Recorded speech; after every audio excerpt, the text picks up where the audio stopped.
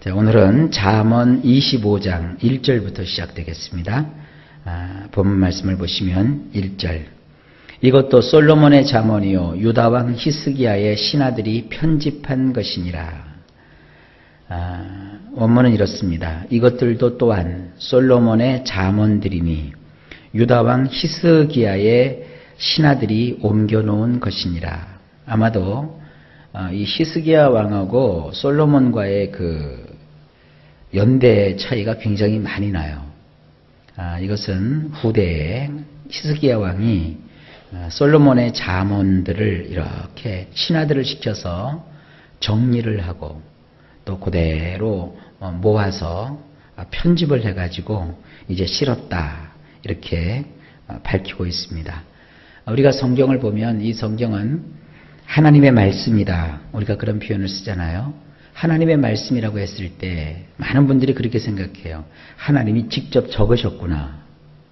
또 하나님이 사람에게 이렇게 쓰라고 불러주셨구나. 이렇게 생각하기 쉬운데 성경에 보면 어떤 부분은 하나님이 직접 적어서 주신 것도 있어요. 대표적인 예가 뭐죠? 십계명. 하나님이 직접 적어서 주셨어요. 또 어떤 것은 하나님께서 그대로 내가 하는 말이니 받아 적으라. 대개 그 선지서에 보면 그런 말투가 많아요. 이것은 여호와의 말씀이니라. 혹은 이것은 여호와의 입에서 주시는 말씀이니라. 여호와의 입에서 내신 교훈이니라. 뭐 이런 표현을 써요. 그러나 대부분 많은 부분은 성경을 기록한 기록자들이 있어요. 학적으로는 이제 기록자라고 안 하고 자꾸 저자 그러는데 그건 우리나라에서 그 번역하는 사람들이 그 이상한 생각들을 갖고 그렇게 번역을 해서 그래요. 저자라고 하는 것은 자기가 글을 쓰는 거거든요. 성경은 자기가 글을 쓴 게 아니에요. 그들은 사실은 기록자예요. 주께서 보여주시고 주께서 알려주시고 주께서 깨닫게 해주신 것. 그러니까 성경의 원저자는 누구시냐면 성령 하나님이세요. 그러니까 인간은 단지 기록자인데 기록을 하되 마치 복사기로 복사를 해내듯이 또 옛날로 치면은 그 속기사들이 누구 말을 듣고 그냥 막 그대로 한 토시도 빼놓지 않고 적듯이 그렇게 한 것이 아니라 그 성경을 기록한 기록자의 어떤 지적인 수준, 영적인 수준, 또 시대적인 상황과 정황, 또 그들의 직업에 부합되는 그런 그 말투, 어투, 용어, 단어, 그런 배경 가운데 성경이 기록되었어요. 굉장히 제가 어려운 말을 하잖아요. 그래서 성경을 보면 의사가 쓴 성경은 의사들이 자주 사용하는 어떤 그 의학 용어들이 등장을 해요. 누가가 누가복음이나 사도행전을 기록했는데 거기는 의사들이 쓰는 그 의학 용어들이 많이 등장을 해요. 또 이사야서 같은 걸 보면 이사야 선지자는 아무래도 그 왕족이거든요. 그래서 아주 고급스러운 단어들이 많이 나와요. 여러분 저에게 이사야서 이렇게 설교를 듣다 보면 어휘력이 굉장히 풍성하잖아요. 그 이사야가 굉장히 공부를 많이 한 사람이기 때문에 그런 그 표현력이 나오는 거예요. 반면에 베드로가 쓴 베드로 서신을 보면 막 투박해요. 그 베드로 서신을 이렇게 헬라어에서 우리말로 제가 이렇게 많이 옮겨놨는데 옮길 때 보면 문법이 막 섞여 있어요. 주어가 있어야 되는데 주어는 저 뒤에 가 있고요. 막 뒤바뀌어져 있어요. 그래서 어떤 때는 이렇게 번역할 때 보면 진짜 어려울 때가 있어요. 그러나 그럼에도 불구하고 그들을 통해서 주시는 하나님의 말씀은 틀림이 없고 변함이 없고 그 내용이 온전하게 우리에게 전달이 돼요. 그러니까 솔로몬이 잠언을 썼다 그랬을 때 솔로몬이 그냥 앉아갖고 일필휘지 앉은 자리에서 쭉 쓴 게 아니라 솔로몬을 통해서 하나님이 하셨던 수많은 말씀들이 있다고요. 그것들을 성경의 그 기록들을 성령에 의해서 영감된 자들이 그 말씀들을 취사 선택하게 하시고 또 그 말씀을 잘 정리해서 오늘날 이렇게 성문화된 성경으로 우리에게 주어지게 된 거예요. 복잡하게 제가 설명은 드렸습니다만 이 잠언이라는 것 자체도 솔로몬이 그냥 앉아서 구름 따다가 물 마시면서 썼던 것이 아니고 또 무슨 사찰에 처박혀 앉아가지고 무슨 뭐 불경을 쓰듯이 이렇게 쭉 써내려간 게 아니라 실제로 삶 속에 지혜의 교훈을 하나님이 솔로몬과 솔로몬의 생애를 통해서 주셨는데 그 짜투리 조각조각된 교훈들을 후대에 히스기야의 신하들이 아마도 왕명에 의해서 그것을 집대성해서 잘 요약해갖고 정리해서 우리에게 지금 보여주고 있는 거예요. 참 고맙죠? 자, 그 다음에 2절 말씀을 보실까요? 이를 숨기는 것은 여호와의 영화요, 이를 살피는 것은 왕의 영화니라. 원문이 이렇게 되어 있습니다. 영화로우신 엘로힘은 다바르를 숨기시고 영화로운 왕은 다바르를 철저히 조사하느니라. 이 다바르라는 말로 제가 표현을 했어요. 우리말로는 이 다바르라는 말이 너무 많아요. 우리 성경에는 그냥 일이라고 번역을 해놨는데 이 다바르라는 말은 말, 일, 대화, 약속, 노래, 경고, 위협 뭐 이런 것들을 표현하는 단어입니다. 근데 우리 하나님은요, 어떤 하나님이십니까? 엘로힘, 전능하신 하나님이시잖아요. 그런데 이 전능하신 엘로힘 하나님께서는 영화로우세요. 영광이 가득하세요.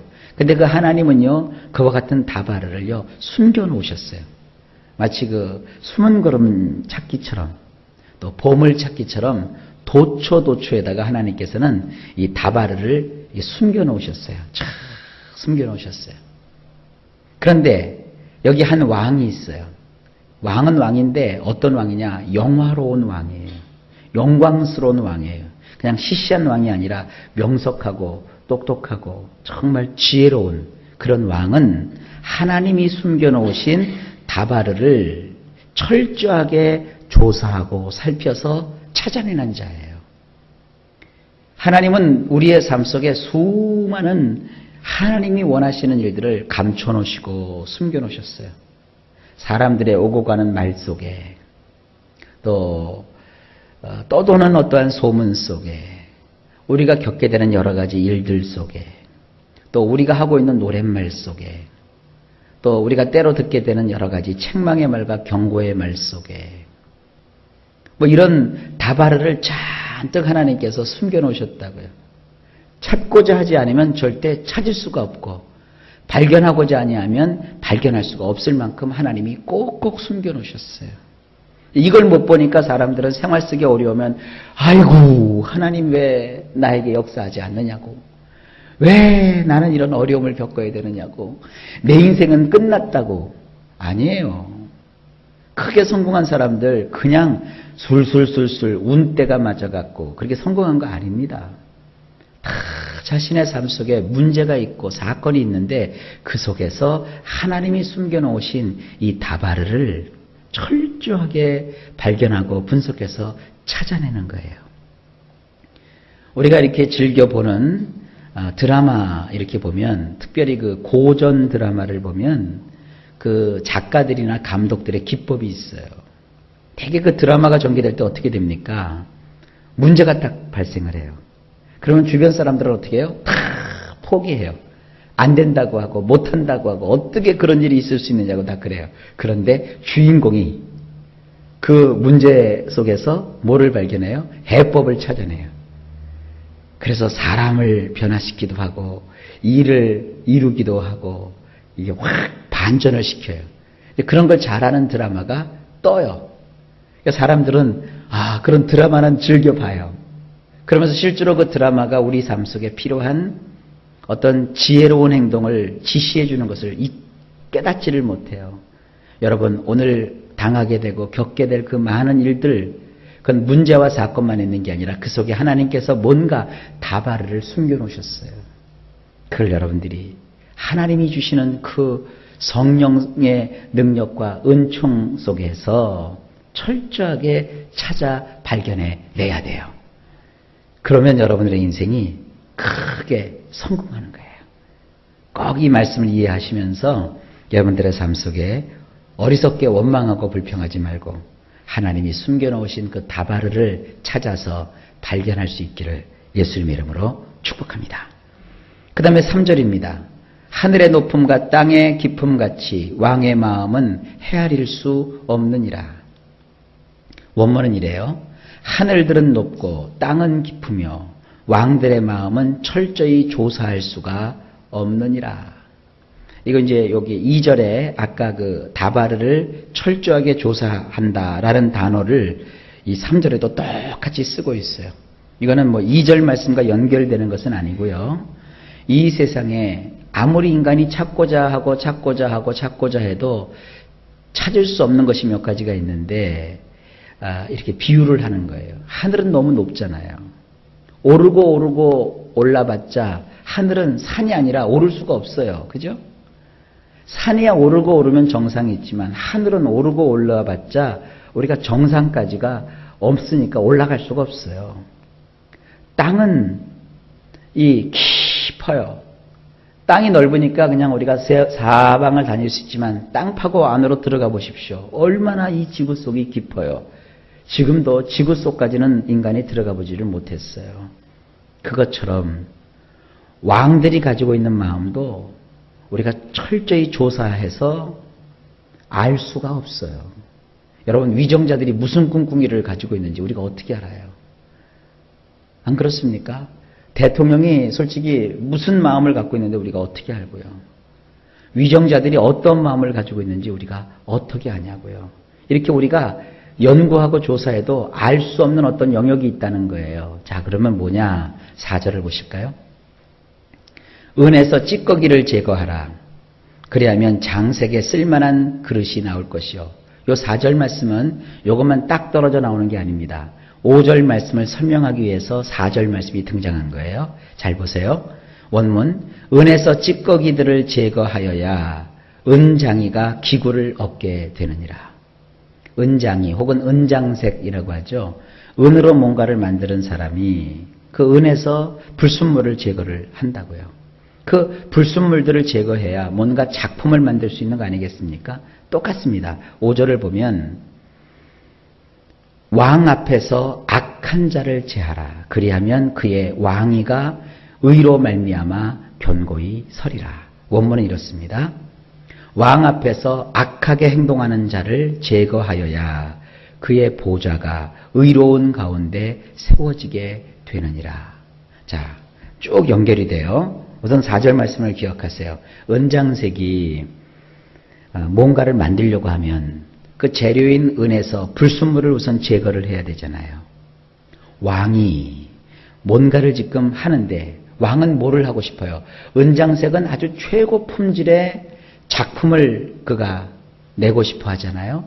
왕도 역시 의로운 가운데 그 나라가, 왕이 다스리는 그 나라가 견고하게 서서 왕권이 영속적으로 계속되기를 왕은 바라요. 그러려면 은장색이 은이라고 하는 그 재료에서 불순물을 제거하듯이 왕도 그 앞에서 악하게 행동하는 자들을 제거해야 돼요. 그래야 나라가 서는 거예요. 교회도 마찬가지예요. 이 사람 저 사람 다 모인다고 해서 교회가 부흥하는 게 아닙니다.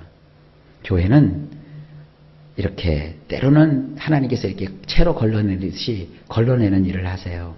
여러분 인생도 마찬가지예요. 다 가졌다고 해서 그것이 행복이 아니에요. 나의 삶 속에서 그 악을 제거해 내어야 돼요.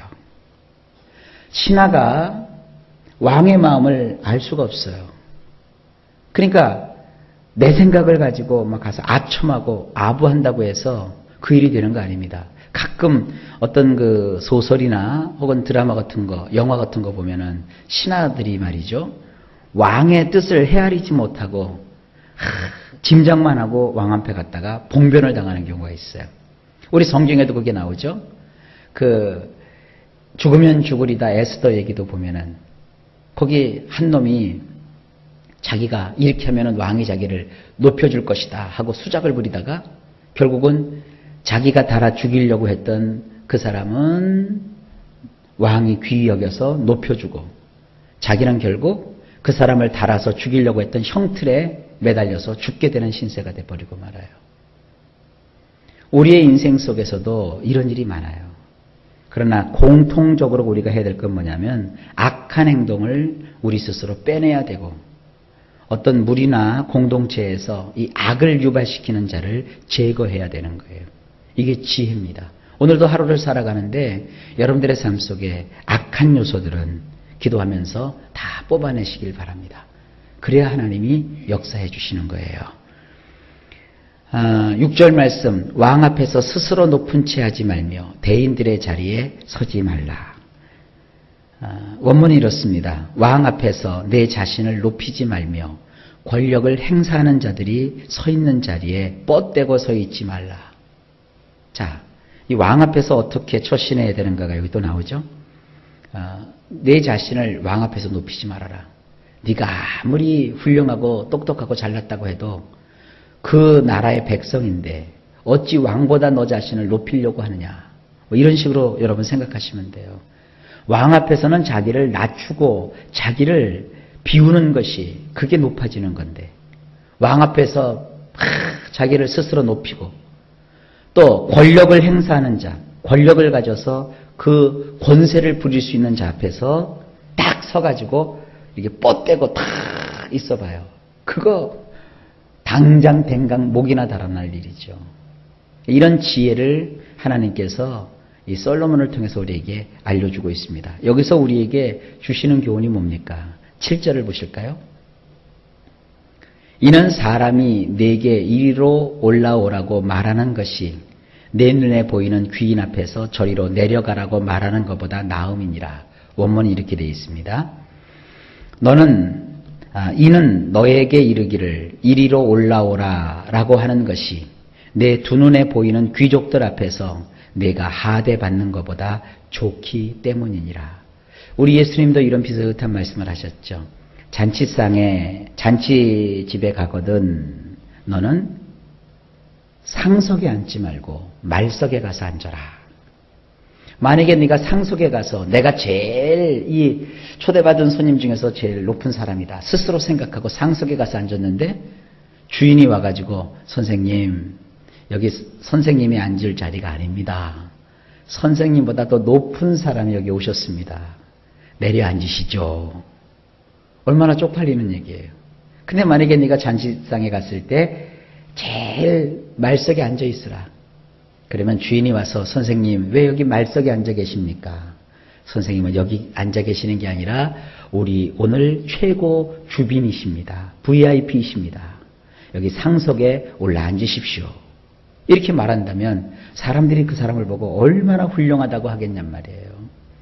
오늘날 세상 사람들은 남들이 알아주지 않아도 스스로 자기를 높이고 자기가 뭔가 된 듯 뻐기고 이렇게 살아가거든요. 이건 지혜가 아닙니다. 우리는 왕을 모시고 살아가는 사람들이에요. 우리의 왕은 누구십니까? 우리 예수님이시잖아요. 그러니까 예수님을 믿는 우리들은 이런 멋진 예수님의 신하들이 되시길 바랍니다. 우리 자신을 낮추고 아무리 우리가 신앙생활을 하고 기도를 많이 해도 왕이신 우리 예수님의 깊은 뜻까지는 우리가 헤아릴 수가 없어요. 그러니까 그분 앞에서 죄를 여러분들 짓지 마시고 겸손하게 우리 자신을 낮추며 하나님 앞에 서시면 하나님께서 우리 인생 내내 충직한 신하에게 왕이 베풀어주는 그러한 놀라운 축복이 우리에게도 임하게 될 줄로 믿습니다. 자, 오늘도 하루가 시작되었습니다. 일마다 때마다 주께서 평강 주시고 여러분들이 하는 모든 일을 형통하게 이끄시기를 예수님의 이름으로 축복합니다.